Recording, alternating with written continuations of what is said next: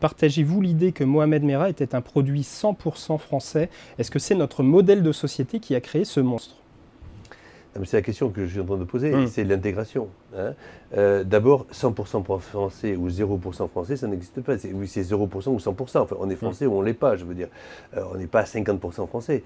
Ça n'existe pas, ça. Hein. Voilà. Donc, on est français ou on ne l'est pas. Il était français. Mais est-ce que les causes sont liées essentiellement à ce qui se passe en France ou est-ce qu'elles sont plus globales? Non, elles sont évidemment plus globales, puisque l'intégrisme terroriste est aujourd'hui un problème mondial. La vraie question, c'est le changement, j'ai envie de dire, du mode d'action des terroristes, où on passe des bandes organisées, parfaitement repérables et très hiérarchisées comme était Al-Qaïda, à des terroristes individuels qui sont formés pour faire ça.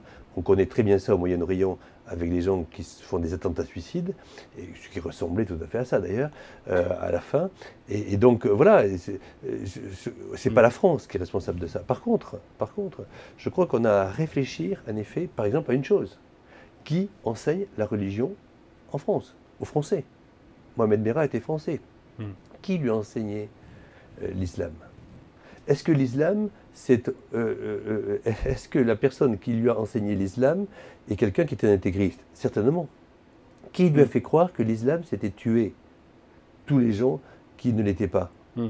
Pensez aux imams en l'occurrence? Non, est-ce qu'il faut contrôler ce qui se passe? C'est-à-dire, ce qui est enseigné. Ça se fait, mais ce qu'il faut surtout, c'est se poser la question de la laïcité.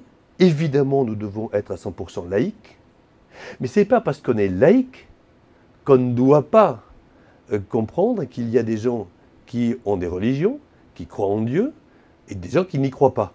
Bon. Mais il faut bien s'assurer de l'enseignement des religions dans une république, parce que sinon, il peut y avoir des travers. On a connu ça chez les chrétiens. Hein. Ça veut dire un contrôle des prêches dans les églises, dans les mosquées, dans les... Oui, enfin, en tout cas, une réflexion nationale. Je dirais, à tragédie nationale, réflexion nationale. C'est même la une, l'éditorial du Monde, le lendemain, où François Bayrou a dit ces phrases, où le Monde, qui n'est pas quand même suspect obligatoirement de faire la campagne, je veux dire, ni de l'un ni de l'autre, a dit qu'il avait raison d'avoir une réflexion nationale. Allez.